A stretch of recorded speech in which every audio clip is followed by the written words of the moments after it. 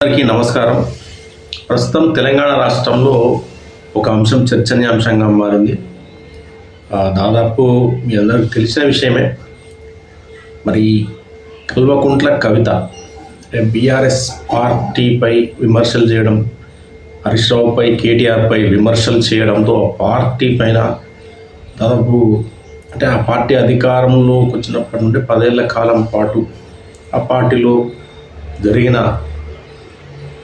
అన్ని అంశాలపైన ప్రస్తుతం అధికార పార్టీ కాంగ్రెస్ కాళేశ్వరం పైన కావచ్చు, ఇతరత్ర కొన్ని అంశాలపైన ఆరోపణలు చేస్తూ వస్తోంది. విచారణలు కూడా జరుగుతున్నాయి. అయితే కల్వకుంట్ల కవిత ఎప్పుడైతే లిక్కర్ స్కామ్లో జైలుకు వెళ్ళి ఆ తర్వాత బెయిల్ పైన బయటికి రావడం జరిగిందో, మరి అప్పటి నుండి ఆవిడ కవిత గారు బీఆర్ఎస్ పార్టీ పైన కేసీఆర్ను మాత్రం ఏమీ అనకుండా ఆయన గొప్ప నాయకుడు, గొప్ప నేత, ఆయన దేవుడు లాంటి వాడు, ఆయన చుట్టూ దయ్యాలు ఉన్నాయి, వాళ్ళు మాత్రమే పార్టీని భ్రష్టు పట్టించారు అంటూ పరోక్షంగా ప్రత్యక్షంగా హరీష్ రావు, కేటీఆర్, జగదీష్ రెడ్డి చాలామంది నాయకుల పైన విమర్శలు అయితే గుప్పించింది. అయితే ప్రస్తుతం మరి కవిత ఎమ్మెల్సీ పదవికి రాజీనామా చేసింది. ఆ రాజీనామాను మండలి చైర్మన్ ఆమోదించడం జరిగింది. ఇక నెక్స్ట్ ఏమిటి అన్న దానిపై ప్రస్తుతం తెలంగాణ రాష్ట్రంలో అన్ని రాజకీయ వర్గాల్లో, అదేవిధంగా సామాన్య ప్రజానికంలో చర్చ జరుగుతూ ఉంది. ఇక్కడ చూస్తే మరి తెలంగాణ రాష్ట్రంలో కాంగ్రెస్ పార్టీ అధికారంలో ఉంది. మరి రేవంత్ రెడ్డి సారథ్యంలో ఒక ప్రణాళికాబద్ధంగా మొత్తం మీదనైతే పరిపాలన చేస్తూ వస్తున్నారు. ఇక 2023లో చతికిల పడిన బీఆర్ఎస్ పార్టీ మరి మొదట్లో బీఆర్ఎస్ పార్టీ పని ఖతమైపోయింది, ఉనికి కోల్పోయినట్లే. కేసీఆర్ ఫామ్ హౌస్కి పరిమితమయ్యారు. అన్ని వీళ్ళ చుట్టూ ఆరోపణలు, కేసులు, కాళేశ్వరం కేసు, ఈ ఫార్ములా సంబంధించిన కార్ రేసు, దానికి సంబంధించి కూడా ఆరోపణలు, విచారణలు, ఫోన్ ట్యాపింగ్ కేసు విచారణలు జరుగుతూ ఉన్నాయి. ఇక కష్టమే బీఆర్ఎస్ అన్న చర్చ కూడా మరి కాంగ్రెస్ వాళ్ళు, బీజేపీ వాళ్ళు తీసుకురావడం జరిగింది. జూబ్లీహిల్స్లో కూడా బీఆర్ఎస్ ఉప ఎన్నికలో చాలా శ్రమించినప్పటికీ మరి కాంగ్రెస్కే మరి ఫలితం అనేది రావడం జరిగింది. ఇటీవల జరిగిన స్థానిక ఎన్నికలు, సర్పంచ్ ఎన్నికల్లో మొత్తానికి బీఆర్ఎస్ పార్టీ ఒక 40% స్థానాలు గెలుచుకొని మా పార్టీ తెలంగాణ రాష్ట్రంలో అన్ని జిల్లాల్లో బలోపేతంగా ఉంది. మా క్యాడర్ కూడా బలోపేతంగా ఉంది. ప్రజలు మమ్మల్ని ఆశీర్వదిస్తున్నారు.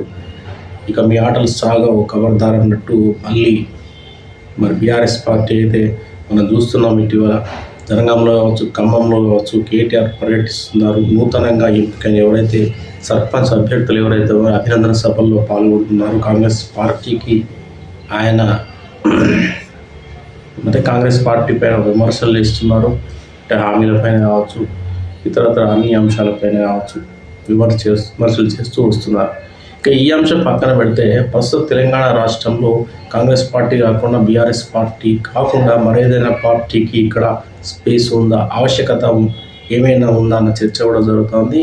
అంశాన్ని నేను ఎందుకు చర్చిస్తున్నానంటే మరి కల్వకుంట్ల కవిత మరి ఎమ్మెల్సీ పదవికి రాజీనామా చేయడం ఆమోదించిన తర్వాత మరి ఆమె ఇంటి వద్దలు గుంపులుగా జనమైతే చేరారు. ఆమె అభివాదం చేశారు. మరి వాళ్ళు జాగృతి కార్యకర్త లేదంటే సామాన్య ప్రజానీకమ్మ ఆమెకు అండగా ఉండడానికి వారు నేరుగా వచ్చి ఆమెకు అభివాదం చేశారన్న అంశం చర్చనీయాంశంగా మారింది. తెలంగాణ రాష్ట్రంలో మరి ప్రస్తుతం కొత్త పార్టీ కవిత కొత్త పార్టీ పెడితే సక్సెస్ అవుతుందా లేదా అన్న చర్చ కూడా ప్రస్తుతం జరుగుతోంది. మనం తెలంగాణలో భారతదేశంలో కావచ్చు ఎంతోమంది పార్టీలను స్థాపించారు. వాటిని పూర్తి స్థాయిలో నడపలేక, అవి ప్రజల్లోకి వెళ్ళలేక ఎన్నికల్లో చతికిల పడిపోయి ఆ తర్వాత మరి నేషనల్ పార్టీల్లో వాళ్ళు మెరిజి కావడం జరిగింది. ఉదాహరణలో చిరంజీవి, అదేవిధంగా దేవగౌడ, అలాంటి అంశాలు ఉన్నాయి. అదేవిధంగా మరి పార్టీ పెట్టడం అంటే ఆషామాషి వ్యవహారం కాదు, డబ్బుతో కూడుకున్న వ్యవహారం. అన్ని జిల్లాల్లో పార్టీ కార్యాలయాలు ఓపెన్ చేయాల్సి ఉంటుంది. అంటే ఆ రాష్ట్రంలో పేరెన్నిక గల బాగా పేరు ప్రఖ్యాతులు పలుకుబడి ఉన్న నాయకుల పార్టీలో ఉండాలి. మరి ఏ విధంగా కల్వకుంట్ల కవిత మరి పార్టీ అంటే కొత్త పార్టీ పెడుతుందా, లేదంటే తెలంగాణ జాగృతిని పార్టీ పేరుగా మార్చుకొని ఎన్నికల బరిలో దిగుతుందా అన్న అంశం కూడా చర్చనీయాంశమైంది. అయితే రాబోయే అన్ని ఎన్నికల్లో మనకు మళ్ళీ జెడ్పీటీసీ, ఎంపీటీసీ ఎన్నికలు ఉన్నాయి, లోకల్ బాడీ ఎలక్షన్స్, ఆ తర్వాత నగరపాలక సంస్థ అంటే కార్పొరేషన్ ఎన్నికలు ఉన్నాయి, ఆ తర్వాత మున్సిపాలిటీ ఎన్నికలు ఉన్నాయి. ఈ ఎన్నికల్లో మరి ఆవిడ కొత్త పార్టీని ఏర్పాటు చేసి స్థాపించి మరి అభ్యర్థులను బరిలోకి దించి మరి తాను కూడా బీఆర్ఎస్కు కాంగ్రెస్కు ధీటుగా పార్టీని ఏర్పాటు చేసి మరి తెలంగాణలోని ప్రజా సమస్యలపైన ఫోకస్ చేస్తుందా అన్న అంశం కూడా చర్చనీయాంశంగా మారింది. అదేవిధంగా మరి ఎవరైతే కల్వకుంట్ల కవిత కొత్త పార్టీ పెడితే ప్రజలు ఆశీర్వదిస్తారా, అండగా నిలబడతారా అన్న అంశం కూడా చర్చనీయాంశంగా మారింది. మరొక అంశం ఏంటంటే మరి రాజీనామా చేసిన కవిత అంటే బీఆర్ఎస్ పార్టీని వ్యతిరేకిస్తుంది, కుటుంబ సభ్యులైన హరీష్ రావు కావచ్చు, అదేవిధంగా కేటీఆర్ను విమర్శిస్తుంది. మొత్తం మీద అయితే ఆ పార్టీని పూర్తిగా వ్యతిరేకిస్తూ వస్తుంది, అంటే కేసీఆర్ను కాకుండా మిగతా వాళ్ళను. మరి ఈ విధంగా మరి ఎందుకు వ్యవహరిస్తుంది అన్న అంశం కూడా చర్చనీయాంశంగా మారింది. మరి లిక్కర్ స్కామ్ విషయంలో జైలుకు వెళ్ళిన కల్వకుంట్ల కవిత మరి భవిష్యత్తులో కేసుల నుంచి తప్పించుకోవడానికి ఒక కొత్త డ్రామాకు తెరలేపి అందులో భాగంగానే బీఆర్ఎస్ పార్టీని వ్యతిరేకిస్తున్న అన్న అంశం కూడా చర్చనీయాంశంగా మారింది. మరి ఏది ఏమైనప్పటికీ మరి ఆమె మనసులో మరి రాజకీయపరమైన లక్ష్యాలు అంటే ఆమె గతంలో కూడా వ్యాఖ్యలు చేసింది, నేను తప్పకుండా తెలంగాణ రాష్ట్రంలో ప్రజానికి అండగా ఉంటాను, అదేవిధంగా పోరాడుతాను, అధికార పార్టీని ప్రశ్నిస్తాను, ఎండగడతాను అని చెప్పి మాట్లాడుతూనే తప్పకుండా నేను తెలంగాణ రాష్ట్రం సీఎం అవుతానని కూడా ఆమె కొన్ని సందర్భాలు చెప్పడం జరిగింది. అయితే ఈ అంశం గురించి మనం చర్చించాలనుకుంటే అంటే వాస్తవానికి ఏంటంటే మనం తెలంగాణ ఉద్యమం జరిగినప్పుడు నిజంగా తెలంగాణ వస్తుందని చెప్పేసి ఎవరు భావించలేదు, కానీ తెలంగాణ రాష్ట్రం సాకారమైంది. ఆ తర్వాత కేసీఆర్ నిజంగా ముఖ్యమంత్రి అవుతాడని ఎవరు అనుకోలేదు, కానీ కేసీఆర్ ముఖ్యమంత్రి అయ్యాడు. మరొక ఎగ్జాంపుల్, రేవంత్ రెడ్డి ముఖ్యమంత్రి అవుతాడని ఎవరు అనుకోలేదు, కానీ రేవంత్ రెడ్డి ముఖ్యమంత్రి అయ్యాడు. పవన్ కళ్యాణ్ పార్టీ పెట్టిన తర్వాత సక్సెస్ అవుతాడని ఎవరు అనుకోలేదు, మేకప్ అంటూ ఎగతాళి చేశారు. కానీ ఆ తర్వాత కాలంలో 2023లో అంటే 2 సార్లు 0 అంటే ఒక ఎమ్మెల్యే సీట్ కూడా ఆయన ఏపీలో గెలవలేదు. కానీ 2023 ఎన్నికల్లో ఆయన 21 స్థానాలు గెలవడం జరిగింది టీడీపీ అండతో, అదేవిధంగా బీజేపీ సపోర్ట్తో. అంటే ఇవన్నీ ఉదాహరణ ఎందుకు చెప్తున్నా అంటే రాజకీయాల్లో ఎవరిని తక్కువగా అంచనా వేయడానికి వీల్లేదు.